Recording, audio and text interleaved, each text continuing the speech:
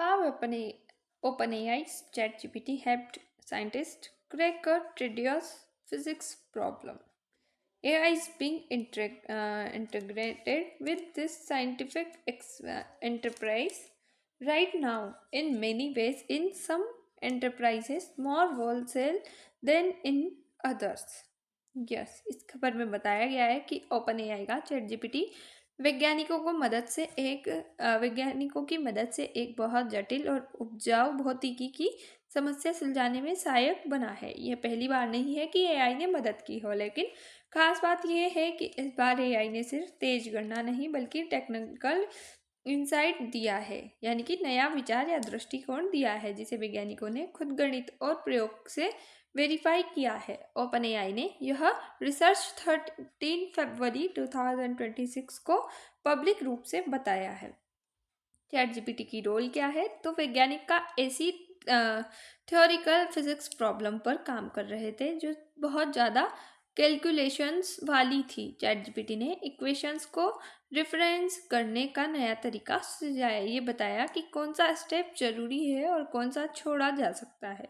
इससे वैज्ञानिकों का समय और मेहनत दोनों बचे हैं। महत्वपूर्ण क्यों है? तो अब तक एआई को फिजिक्स में इस तरह देखा जाता था कि डेटा एनालिसिस कर सकता है, सिमुलेशन कर सकता है, पैटर्न पहचान सकता है, लेकिन इस मामले में एआई ने कॉन्सेप्चुअल हेल्प की है, यानी कि थ्योरिकल रीजनिंग में योगदान दिया है।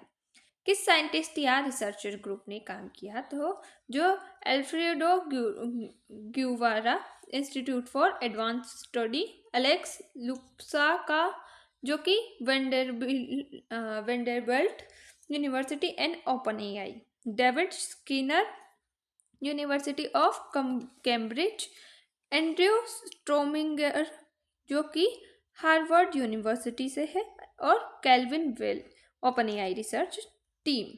ये लोग मिलकर एक नया थ्योरिकल फिजिक्स रिजल्ट फॉर्मूला पर काम कर रहे हैं जिसमें चैट जीपीटी जैसे एआई ने आइडिया देने में मदद की है। डिटेल साइंटिफिक कंटेंट यह रिसर्च प्रैक्टिस फिजिक्स के एक बहुत एडवांस्ड हिस्से में है जिसे कहा जाता है स्कैटरिंग एम्पलीट्यूड्स।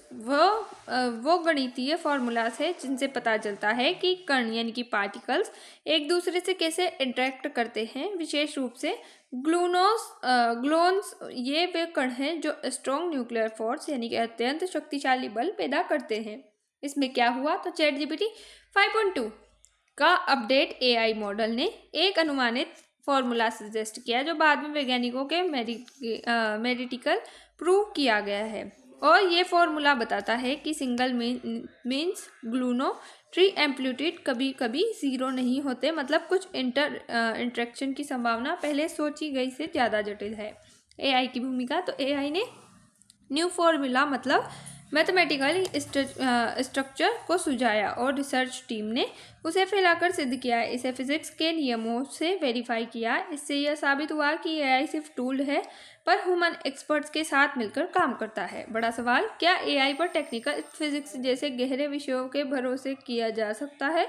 तो फिजिक्स में छोटी सी गलती से पूरा थ्योरी गलत हो सकता है, इसलिए एआई की दी हुई इंसाइट्स को मानना वैज्ञानिकों द्वारा वेरिफिकेशन जरूरी है। मानव बनाम एआई संतुलन, तो खबर का संदेश, एआई यानी कि सहायक टूल, मानव वैज्ञानिक फाइनल अथॉरिटी, लेकिन सही गलत तय करना होगा और थ्योरी को स्वीकार करना होगा। ये काम मानव वैज्ञानिकों का ही रहेगा। निष्कर्ष, चैट जीपीटी ने फिजिक्स रिसर्च में नई संभावना दिखाई है। एआई भविष्य में रिसर्च की गति बढ़ा सकता है, जटिल समस्याओं को सरल बना सकता है, लेकिन एआई पर अंधा भरोसा खतरनाक होगा। मानव बुद्धि और वैज्ञानिक जांच हमेशा जरूरी होगी। जय हिंद, जय भारत। Thanks for watch.